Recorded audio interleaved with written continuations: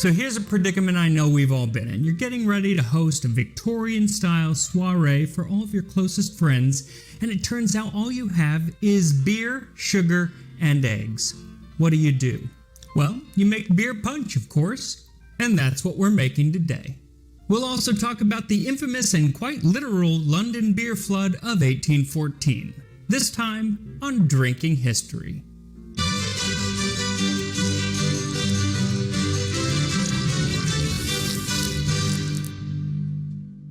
So there aren't that many beer cocktails around today. There are a few, but not that many, and frankly, I think that's probably for the best. But in his 1896 book, Fancy Drinks and Popular Beverages by The Only William gives us a recipe for beer punch. Boil 1 quart of beer with 1/4 pound of lump sugar and a stick of cinnamon. Beat 4 eggs into foam and mix it with a wineglass of Old Jamaica rum. Take the beer from the fire and add it to the mixture while continually stirring it.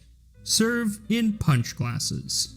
Sounds kind of weird, but one of the very first episodes of Tasting History was a buttered beer from the 16th century which had butter and eggs in it, so maybe this is like a descendant. Anyway, for this recipe what you'll need is 1 quart or 1 liter of beer. Now the beer is really up to you. He's very specific in other recipes what beer to use. He's not in this one, so I figure pretty much anything is going to be fine. I'd probably use something like a darker ale, or I'm using a dark porter because that ties into our history today. A heaping half cup, or about 115 grams of sugar. Now I'm using an unrefined raw sugar. You can also use regular sugar. It calls for lump sugar, which is less sweet than a regular granulated sugar, so I think that this is probably the way to go. 1 cinnamon stick, 4 eggs, I've already cracked mine, and 2 ounces of rum. Now he calls for an Old Jamaica rum, which was a darker rum like this. This one is actually from Hawaii, but it'll work for this. I wouldn't use, no flavored rums, and probably not a white rum for this either. So first, go ahead and pour your beer into a pot or a saucepan. Then we're going to mix in the sugar using an adorable little Pikachu spatula. And we'll also kind of mix it in. It's probably not going to dissolve very well at the beginning, but once it gets heated up, it will. Throw in your cinnamon stick. Should add some good flavor. And then start heating it. We're going to bring it up to a simmer. Calls for a boil, but let's go a light boil, like a simmer. While that heats up, go ahead and whisk your eggs. You want to get them nice and foamy. They're not going to get too big like if they were just egg whites, but they should get nice and foamy. It's just going to take you a while. It'll take a few minutes for them to get foamy, but the beer is going to take even longer to start to simmer. So while I wait for that, go ahead and whisk your eggs. You want to get them nice and foamy. They're not going to get too big like if they were just egg whites, but they should get nice and foamy. It's just going to take you a while. It'll take a few minutes for them to get foamy, but the beer is going to take even longer to start to simmer. So while I wait for that, let me tell you about this really crazy day in 1814.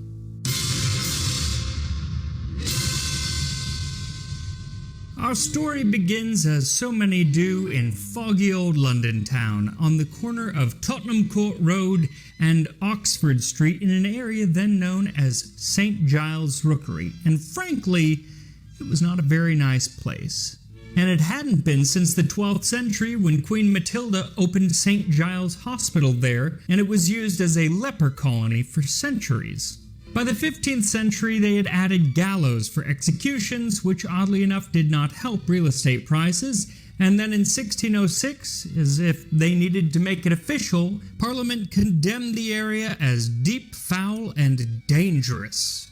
And in 1665, the Great Plague of London broke out in that neighborhood. Really, they just couldn't catch a break.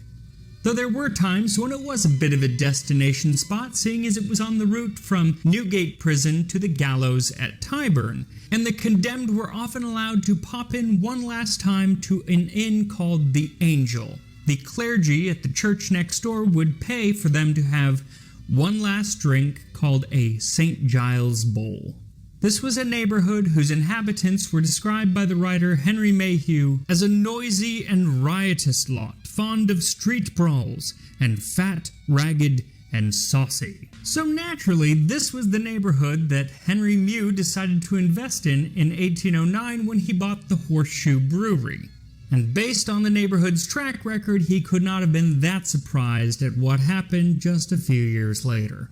See, Mew had built a 22-foot-high wooden vat capable of holding 18,000 barrels of porter, and it was held together by several massive 700-pound iron bands. Well, around 4:30 in the afternoon on October 17, 1814, the storehouse clerk, George Crick, saw that one of the bands was slipping, and when he went to his supervisor to tell him about it, the supervisor just said, yeah, that happens sometimes. Go write a letter to one of the partners. They'll handle it when they have the time and money. Unfortunately, an hour later, standing only 30 feet away from the vat, probably with that little letter in his hand, the vat burst. A torrent of porter ripped through the facility, knocking over other vats, releasing an estimated 320,000 gallons of beer, the wave of which knocked down the 25-foot wall at the back of the brewery, sending a 15-foot wave of beer into the streets of London. And the first casualty was when that wall fell on 14-year-old Eleanor Cooper as she was washing pots outside of the Tavistock Arms where she worked. The wave moved on to destroy several houses, in one of which Hannah Banfield, a 4-year-old, and her mother were having tea and swept Hannah into the street, killing her almost instantly. In another house, people were holding an Irish wake for a 2-year-old boy who had just passed away, and the beer came in and killed all of the mourners.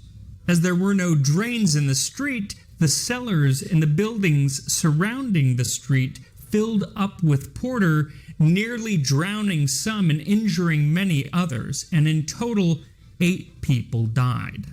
In the aftermath, the Morning Post said that it was a scene of desolation that presents a most awful and terrific appearance, equal to that which fire or earthquake may be supposed to occasion. Now, the press at the time made no mention of drunken riots or people going out into the streets filling up their cups with beer. But due to an anti-Irish sentiment in the city at the time, and this was a very Irish neighborhood, those stories began to crop up in the following weeks. But there's no reason to think that it actually happened because the fact that it didn't appear in any of the papers, which weren't terribly pro-Irish either. What also didn't happen was any kind of accountability for the brewery itself, as an inquest reached the verdict that it had been an act of God, and the 8 people who had lost their lives had done so casually, accidentally, and by misfortune. Instead of paying restitution to the victims, Parliament decided that Mew and Company didn't have to pay excise tax on the beer that they had lost, saving the company from any kind of bankruptcy. Nothing went to the families. It's good to see that some things just never change. One good thing that did come from the incident was that they phased out the use of those big wooden vats, replacing them mostly with concrete vats. Now, oddly enough, this is not the only alcohol flood in history. There are several others that I won't be talking about today, but will definitely be making appearances in future drinking history videos. As for our beer punch, this is starting to simmer, so I'm going to finish up the eggs so we can try this out.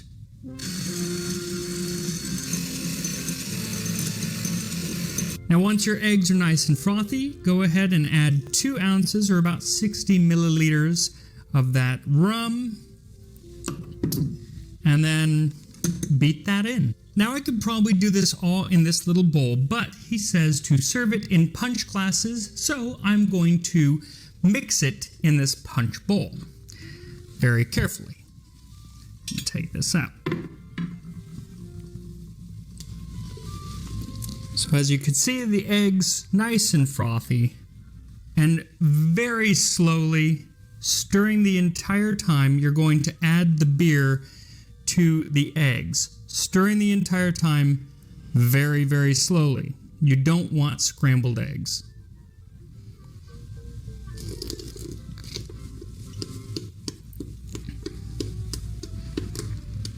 Just a little bit at a time.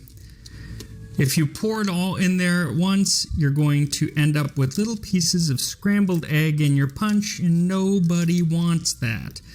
A lot of people who made the butter beer, that's what they ended up with, and it's probably because I wasn't terribly specific in those early days with how slowly you had to do it. I can't remember, honestly, but go slow.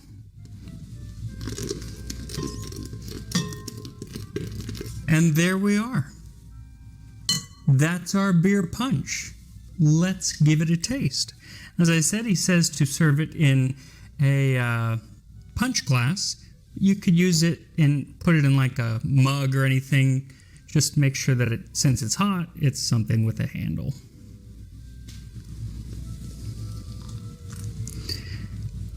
It's so frothy, which I like.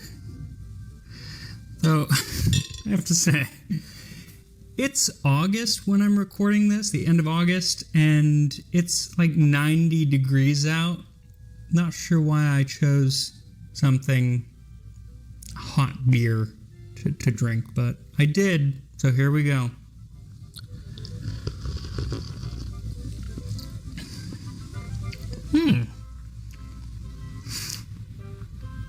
It's weird. It's good, though. It's like there's a creaminess. It's not an egginess. There's a creaminess to it.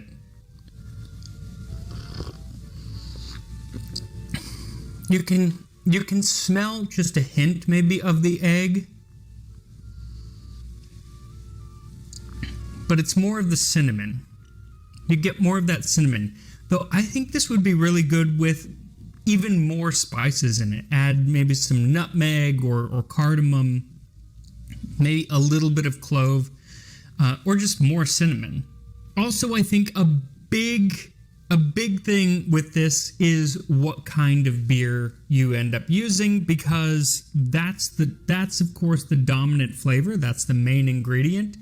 So using something like this works. A porter, I think like a chocolate stout or a vanilla flavored darker beer would be really, really nice. I'd probably steer away from something on the lighter side, like don't use a lager or pilsner or anything like that. But anyway, that's our beer punch, and it's perfect for the holidays, which are kind of coming up. So maybe hold off on making this one for a couple months, but eventually I think it's worth it. So make sure to follow me on Instagram, Tasting History with Max Miller, and I will see you next time on Drinking History. Now I need Christmas carols. It's August.